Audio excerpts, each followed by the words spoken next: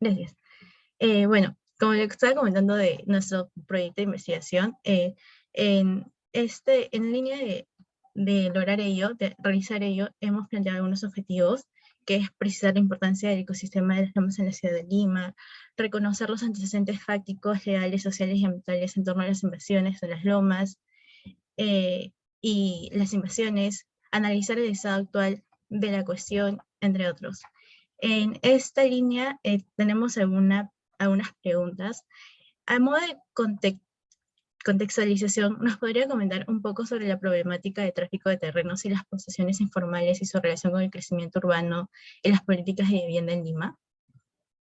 Sí, primero, felicitaciones por el tema, porque creo que es un tema bien pertinente de investigar.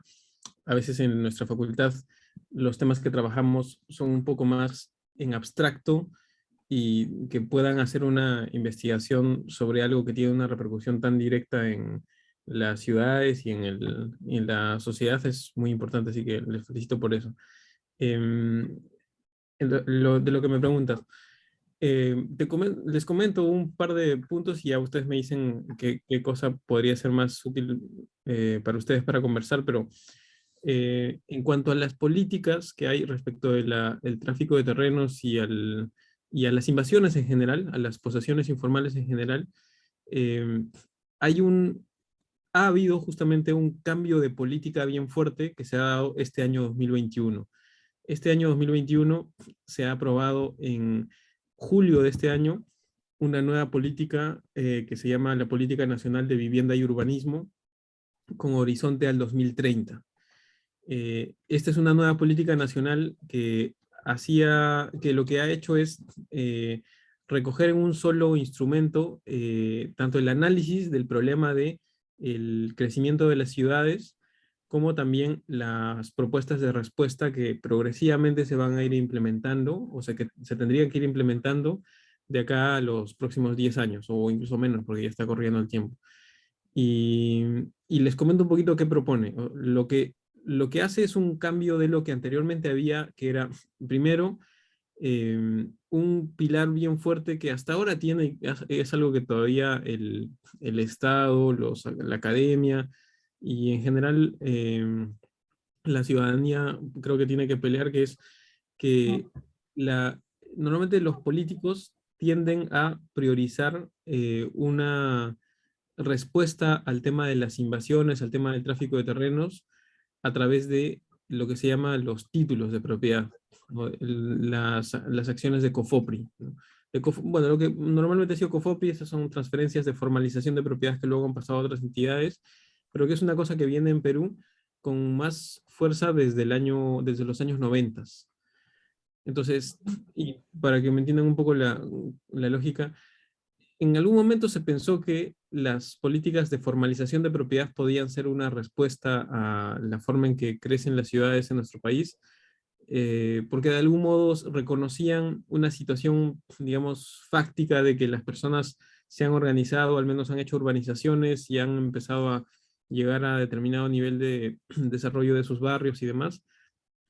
Pero lo que se ha demostrado en los últimos 20 o 30 años es que tener políticas de formalización de propiedad, lo primero que lógicamente generan es que se quiera hacer más invasiones cada vez y se empieza a dar un círculo vicioso que hace que se dice vamos a formalizar propiedad con títulos hasta determinada fecha, hasta el 2004, y después de eso se dan nuevas invasiones, nuevos asentamientos humanos y el plazo de formalización se extiende hasta el 2011, luego hasta el 2016. Y la última, como sabemos, ha sido en el año 2020. Entonces, esa dinámica ha hecho que en buena cuenta se explique el cómo las ciudades van creciendo de una manera informal, sin ningún tipo de planificación o sin ningún tipo de habilitación urbana, ¿no? El dato que el Ministerio de Vivienda ha utilizado en base a un estudio de GRADE es que en los últimos 20 años las 40 ciudades más grandes del Perú han crecido eh, formalmente en un 7% e informalmente en un 93%. O sea, como se imaginarán, eso es básicamente que las ciudades se han expandido primariamente de manera informal.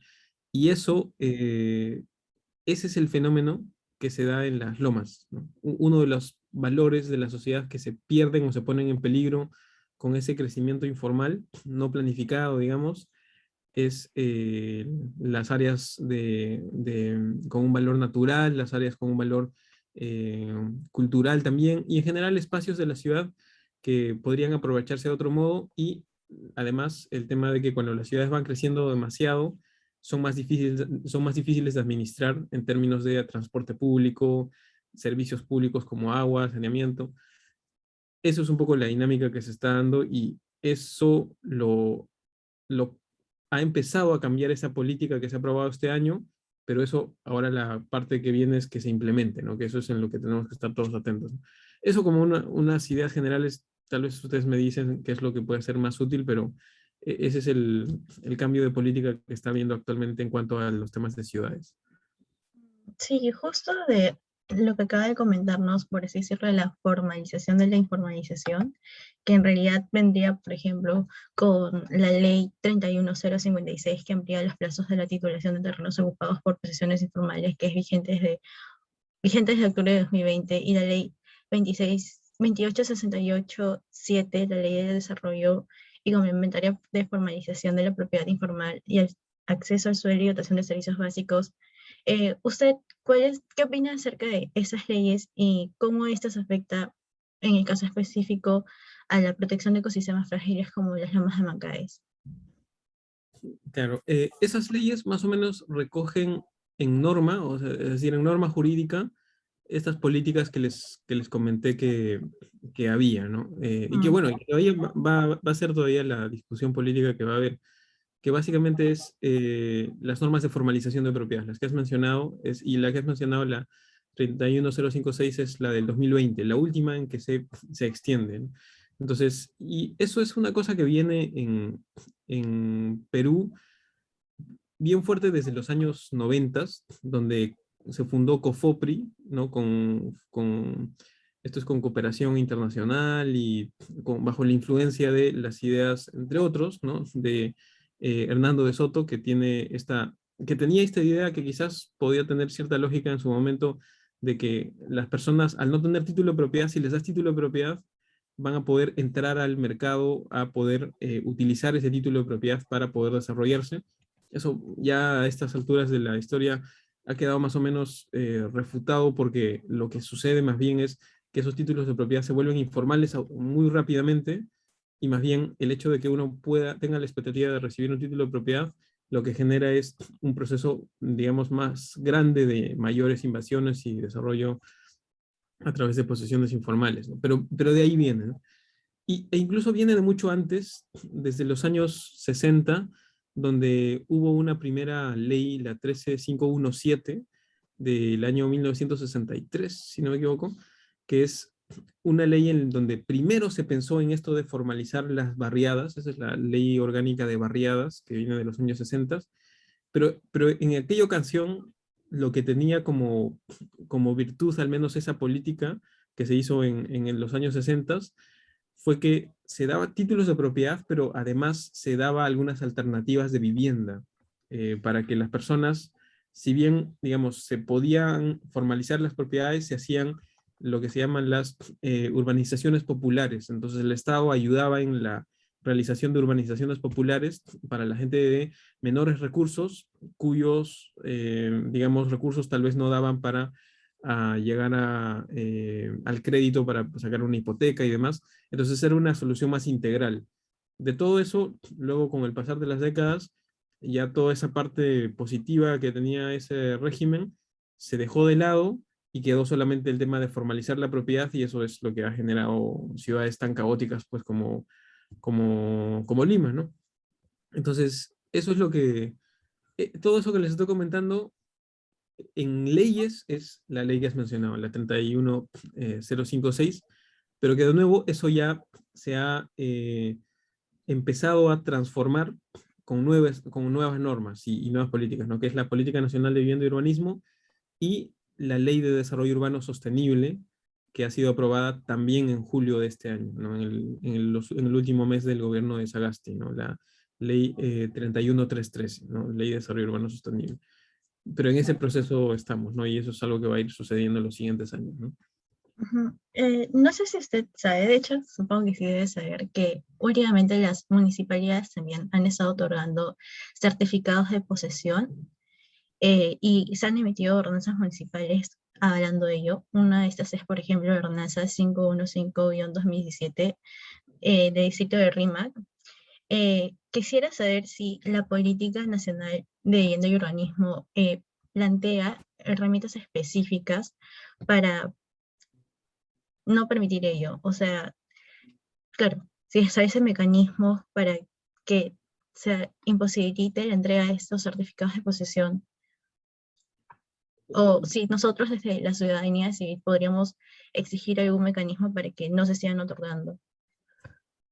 A ver, bueno, un certificado de posesión en sí mismo no tendría por qué tener algo malo de por sí, ¿no? Especialmente nosotros que estamos en la Facultad de Derecho, más que incluso alguien que no estudió Derecho, sabemos que la posesión, ¿no?, de nuestros cursos de reales de segundo ciclo, la posesión es simplemente alguien que está en un lugar ejerciendo de hecho alguno de los poderes inherentes de la propiedad, dice el Código Civil. Entonces, si la municipalidad o en algunos otros lugares un notario o un juez de paz certifica que alguien está viviendo en un lugar, eso de por sí no tiene algo bueno ni malo, ¿no? Tal vez incluso sea algo bueno porque puede eso ayudarle a una persona a mostrarle el hecho de que está viviendo en un determinado lugar, en un proceso judicial, en un proceso administrativo, a algún tipo de autoridad. El problema es que el certificado de posesión es hoy día, o bueno, hasta antes de la política y de esta nueva ley, un paso y un elemento en este proceso que hemos hablado hace un momento, ¿no?, de la formalización de los títulos de propiedad. Ujú. Entonces, mientras sea parte de ese proceso, entonces no es tanto el certificado de posesión el problema, sino esa política de formalización de propiedad que solamente formaliza la propiedad, ¿no? Probablemente no se desaparezca totalmente la formalización de propiedad en los siguientes años, pero tiene que irse reduciendo y lo que tiene que ir aumentando es el generar mayores posibilidades de acceder a vivienda asequible, ¿no? Lo que se llama en la nueva norma, en la ley 31313, la vivienda de interés social, y especialmente la vivienda de interés social de tipo prioritaria, que está regulada en esa ley, que es a donde tiene que estar apuntando sus recursos del Estado. Es decir, en lugar de estar tratando de dar títulos de propiedad y en lugar de la gente estar solicitando títulos de propiedad que al final no te sirven de mucho en sí, lo que la gente debería solicitar es que el Estado haga, promueva o apoye programas de vivienda de interés social. Eso es lo que se necesitaría hacer. Y eso es, ahí está más el meollo del asunto. Entonces, una constancia de posesión en sí misma no es en sí digamos, el fondo del problema, ¿no? Y, a ver, o sea, en realidad creo que por lo que has estado hablando ya existen mecanismos jurídicos para hacer frente a las invasiones, el tráfico de terrenos y más que todo que, en esas zonas, ecosistemas frágiles ecológicos tales como las lomas de Abancaes, pero en realidad lo que falta es la ejecución de estos mecanismos para para dar un freno a lo que son esas invasiones y tráfico de terrenos. En ese sentido, la ley 31313 ofrece mecanismos específicos para hacer frente a la falta de voluntad política por parte de las autoridades municipales que, por así decirlo, se hacen la vista gorda ante las invasiones y el tráfico de terrenos en estas áreas de ecosistemas frágiles como las lomas de Mancaes. Claro. Sí, lo que, la opción que da, la verdad es que no es que sea tampoco muy novedosa, sino es la mejor respuesta para la protección de determinadas áreas es la planificación urbana, ¿no? La verdad. Creo que en términos simples sería la planificación urbana. El problema es que la planificación urbana en el Perú en las últimas décadas tiene una serie de problemas, ¿ya? Una serie de problemas bien complicados, ¿no? En el caso de Lima quizás eso no se siente mucho, pero por ejemplo, tiene algunos problemas como por ejemplo que en lugar de que la planificación urbana la hagan las municipalidades, a veces la hace el Ministerio de Vivienda o empresas contratadas por el Ministerio de Vivienda, que incluso tienen técnicos que ni siquiera conocen las ciudades donde están planificando, e igual planifican una ciudad determinada. Entonces, ese tipo de cosas hacen que la planificación urbana no sea útil y que al final se hace un plan, pero al final no se aplica. Eso tal vez en el caso que tienen ustedes en Lima no se sienta tanto, aunque bueno, puede ser porque quienes hacen los planes en Lima habría que ver si conocen la problemática de las lomas de Mancaes o en general del sistema de lomas de Lima. No todos los técnicos conocen a detalle la problemática de las lomas. Pero otro tema que, por ejemplo, tiene la ley es hacer más fácil la planificación urbana. Ese es un poco el concepto. Si le decimos a la municipalidad, oye, haz planificación urbana, pero no le damos herramientas y más bien se lo hacemos difícil, entonces va a ser casi imposible pedirle a una municipalidad hacer un plan urbano con todo lo que cuesta en términos de dinero, de recursos, de tiempo, en términos políticos.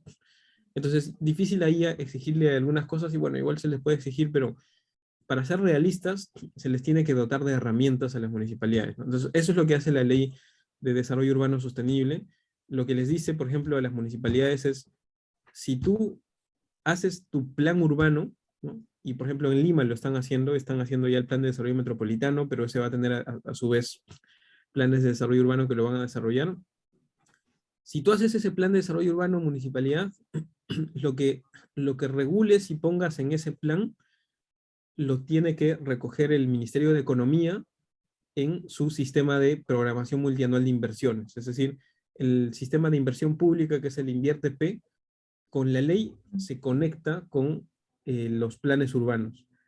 Eso es importante, tal vez para los abogados quizás sea un poco árido el tema, pero es importante porque a los alcaldes, a los políticos, les importa ese sistema de inversión pública, porque de ahí es de donde viene el presupuesto.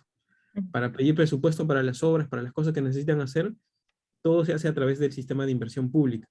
Entonces, si los planes están conectados con el sistema de inversión pública, entonces los alcaldes entonces ahí ya tienen un incentivo para planificar, y en la planificación es donde a la población se le puede decir, está bien, tenían interés en hacer tal vez una determinada invasión o ocupación informal, pero fíjense, acá hay una alternativa de un espacio donde se podría hacer proyectos de vivienda y se van a poder hacer con determinada densidad para que pueda acceder ahí la gente en un precio razonable. Eso actualmente no es tan fácil de hacer, y lo que hace la ley es tratar de generar eso, y eso ha sido toda una conversación bien complicada de el Ministerio de Vivienda con el Ministerio de Economía, con las municipalidades, pero se ha conseguido, ¿no? Entonces, ahora eso tiene que seguir, pero claro, no va a ser fácil, ha habido cambios políticos y demás, ¿no? Y ahí les doy un ejemplo, ¿no? Así como eso hay otros temas, como por ejemplo el hecho de que los planes urbanos de lo que antes eran unas enciclopedias demasiado teóricas, ahora la idea es que sean unos planes mucho más fáciles de hacer, mucho más simples, con algunas guías que el Ministerio de Vivienda puede hacer.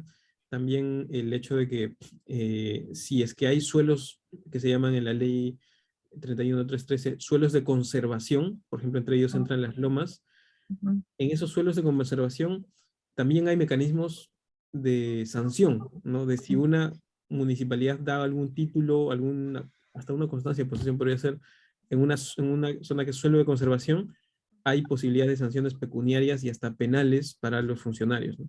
Entonces, hay ya ahora los mecanismos, ahora la cosa es que se utilicen, ¿no? Entonces, más o menos en ese estado estamos actualmente. Claro, porque mi pregunta ya, o sea, más que todo por estas municipalidades, de que a pesar de que ya con esa ley se están mirando mecanismos para que se ejecute lo que es el desarrollo urbano sostenible, igual estas mismas municipalidades distritales son las que, por así decirlo, incentivan lo que es la formalización de la informalización. Por ejemplo, nosotros nos hemos acercado a actores de las Lomas de Mancaes. Hay una ONG, una asociación sin fines de lucro, que es PAFLA, que está bien metida, por así decirlo, en el asunto, y ella nos comentó, o sea, la señora representante de la asociación, que en diversas ocasiones ha tenido enfrentamientos, o sea, como que la Municipalidad del RIMAC las pone cara a cara en confrontación con las personas que invaden, con los invasores. Y más bien como que no existe esta voluntad por parte de la municipalidad de querer respetar el área de las lomas, que además de ser un área de conservación regional, también es de difícil acceso y su terreno propio no es apto para la vivienda humana. Es más, la señora Paja nos había comentado que hace poco ay, se me fue, ya, Defensa Civil había otorgado certificados que decía que sí está habilitado poder, poder implementar casas en estas lomas, cuando no es así. Nosotros hemos ido a las lomas este lunes y es bien pendiente. Hay bastantes rocas, no, y a pesar de ello, se siguen dando las invasiones. Claro, sí, no, sí, es una problemática que existe en varias, no solamente, y además no solo en Lima, Ah, sino también en varias ciudades. ujú, Y ahora hay varias aristas de todos modos, ¿no? O sea, una es la que les estoy comentando, que la idea también es quiénes son los que invaden, quiénes son los que hacen mm, las ocupaciones. Es una población que tiene una demanda de vivienda también. sí, Entonces, viene de eso también. Es decir, una persona que tal ujú, vez la familia ha crecido, no sé, y no tiene los recursos. Entonces, los terrenos más baratos o las viviendas más baratas que uno va a encontrar en Lima van a ser algunas viviendas de, por decir, no sé, 15.000 soles que están en el borde y donde hay la idea de un título que alguien dice que va a haber en algún momento. Eso es lo que sucede. Entonces, a la población de sectores socioeconómicos más bajos, ahí es donde debe enfocar sus objetivos el Estado. Entonces, una parte de la problemática que mencionas tendría que venir de generar alternativas de vivienda para esa población, ¿no? Ahí estamos hablando de techo propio, los bonos que da el Estado y una serie de otros mecanismos que ahora van a poder empezar a utilizarse. Hay algunos otros mecanismos comunitarios también para utilizarse, como por ejemplo el fideicomiso comunitario de tierras. Entonces, es como ganarles a las invasiones con una alternativa, ¿no? Eso es lo que plantea la nueva normativa, digamos, que es algo que va a irse dando progresivamente, o sea, no es algo que va a suceder de la noche a la mañana, pero al menos la idea es que vaya habiendo eso, y para eso se crea ese mecanismo o esa definición de la vivienda de interés social de tipo prioritario en la ley 31313, que es la que está referida a los sectores económicos más bajos de la población. Eso es lo que trata de hacer. Ahora, eso te decía que tiene varias aristas porque tiene que combinarse con otros temas más. Por ejemplo, una de las cosas, y eso está más en la parte más ambiental del tema, es que a veces también lo que pasa es que con las áreas naturales protegidas, la forma en que se tratan las áreas naturales protegidas es de una manera eh, demasiado conservacionista. Es decir, un área natural protegida a veces se entiende como un área totalmente intocable, cuando en realidad un área natural protegida habría que analizar bien qué cosas pueden ser compatibles con esa área natural protegida, de modo que no sea un área intocable que sea fácil de invadir, sino tenga algún tipo de uso, de utilización, de uso alternativo, que le dé un uso que pueda, digamos, al menos ponerle un obstáculo a quienes quieran darle el uso de vivienda. Probablemente un uso de vivienda puede ser muy difícil en el caso de unas lomas, pero temas de ecoturismo, temas de circuitos, de miradores, de cosas de ese tipo. En algunas lomas que están alrededor de Lima se han intentado y se han podido hacer, o incluso algunas de estudio de instituciones educativas, por ejemplo. Entonces, eso es otra lista también. Eso ya está un poco más en la regulación de las áreas naturales protegidas del Ministerio de Ambiente, pero también, ¿no? Y así, y otro más, ese es otro segundo. Otro tercero es el tema de sanciones penales, sanciones administrativas. En Arequipa, por ejemplo, hay un caso conocido de un proceso penal que están siguiendo incluso a funcionarios públicos por haber dado derechos en zonas de la campiña, que es un espacio que también se quiere proteger, ¿no? Y están en un proceso penal, no estoy seguro en cómo terminará eso, pero entonces también hay sanciones que existen en el Código Penal para este tipo de cosas, entonces es una confluencia de varios puntos si es que uno quiere estudiar bien eso y, digamos, plantear cuál puede ser una alternativa, ¿no? No sé si hasta el momento Guadalupe o Diego tendrán alguna pregunta que quieran realizar. Sí, no. Creo que no. Bueno, creo que por mi parte esas son algunas preguntas. No lo había mencionado en el correo, disculpe, pero yo sé que usted también es profesor de Derechos Reales y teníamos solo 2 o 3 pequeñas preguntas simples que yo quisiera realizarle. Si no le incomoda, si no, no se preocupe. Normal podemos dejarlo ahí. No, sí, no hay problema. Ya, gracias. ¿Qué tal, profesor? ¿Cómo está? Gusto. Eh, bueno, mis preguntas iban más que nada por el lado de las constancias de posesión. Y más bien era una repregunta a lo que usted venía diciendo. Y creo que entiendo mucho mejor el porqué de las constancias de posesión, en tanto lo que se busca es la formalización de la propiedad, ¿no? Entonces, lo que sucede en nuestro caso es que estas constancias de posesión sirven como una vía habilitante para que las invasiones existan, ¿no? Y no solamente eso, sino que en las municipalidades en las que nosotros tenemos, bueno, interés con respecto a nuestro caso de las lomas de Amancaes, y me imagino que debe existir en muchas otras municipalidades, existe mucha corrupción, ¿no? Entonces, no se cumplen los requisitos, los funcionarios, como nos comentaban ahí eh, los miembros de esta asociación que le contaba Almendra, entregan o sea, los funcionarios entregan estas constancias de posesión casi como si fueran volantes. Entonces, hay muy poca o casi nula regulación en cómo se dan estas constancias. Y entiendo que eso tiene algunos requisitos, ¿no? Eh, pero justamente como lo comentaban ellas, eh, no se cumplen y justo más bien se presta a todo este negocio del tráfico de terrenos. Nos contaban que, por ejemplo, las constancias se le entregan a estas personas que siempre son las mismas, que formalizan terrenos que ni siquiera están ocupando.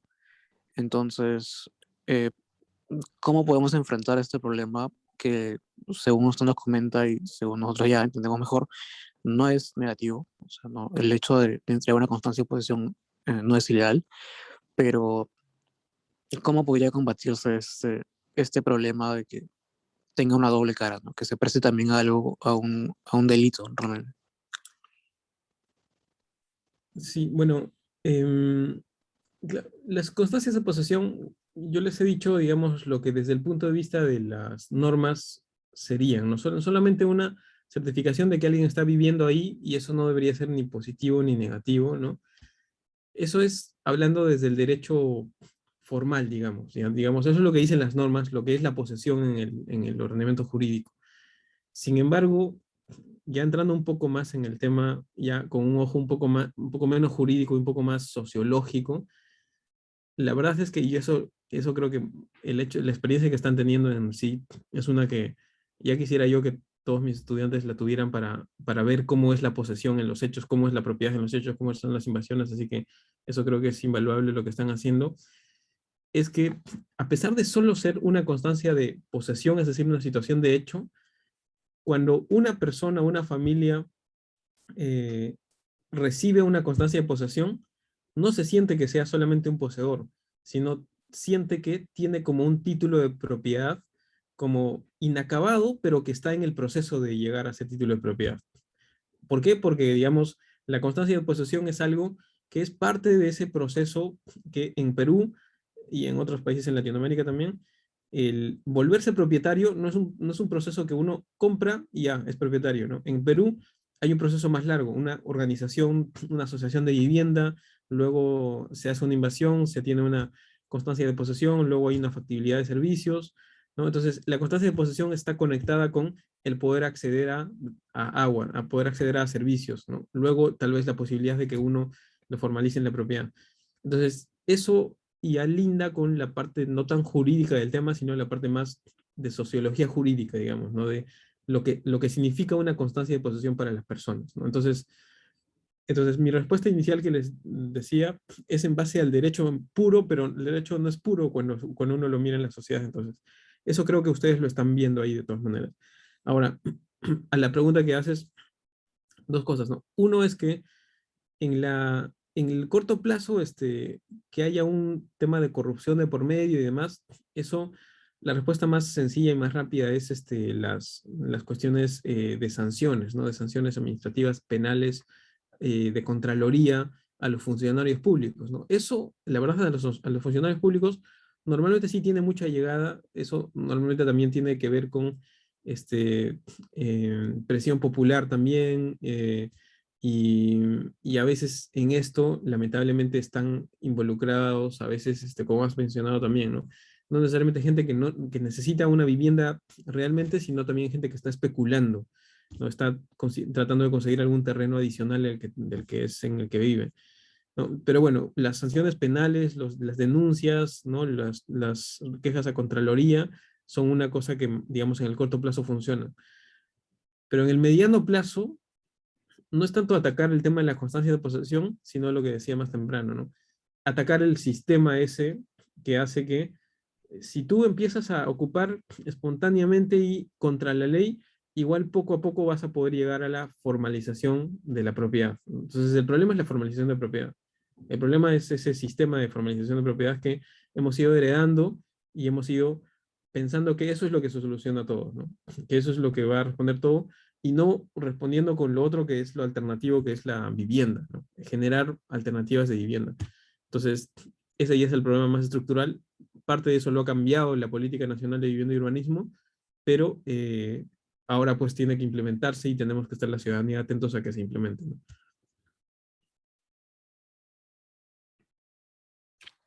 Sí, esa era mi pregunta. Creo que ahora lo tengo más claro. Gracias, profe.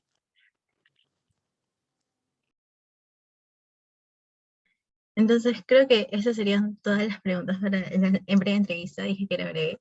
Muchas gracias por su tiempo y ya voy a pasarle a la más breve posible esa entrevista.